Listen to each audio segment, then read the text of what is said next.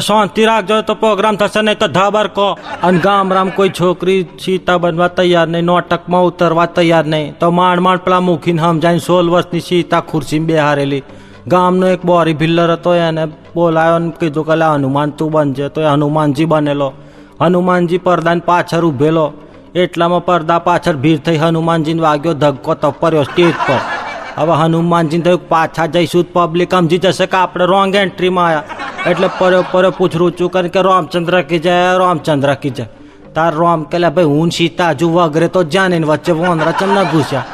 એટલે એણે રામાયણ મૂકી પડતી કે મારા બેટા વોંદરા તો વોંદરા જ રહ્યા. હજુ હું સીતા વગરે ને વચ્ચે ભંગ પર આવ્યો. હવે આને વોંદરું કીધું એટલે આને બી રામાયણ પર મૂકી પડતી અને ઝાલ્યું રામનું બોચું ચમ. રામ બનો છત બહુ ફોંકો ચરો છે, રામ બનો છત બહુ ફોંકો ચમણાય કે રાત ત્યાં તો 32 શિકારીને સીતાના હાથમાં લે. અને વોંદરો કોને કહે છે?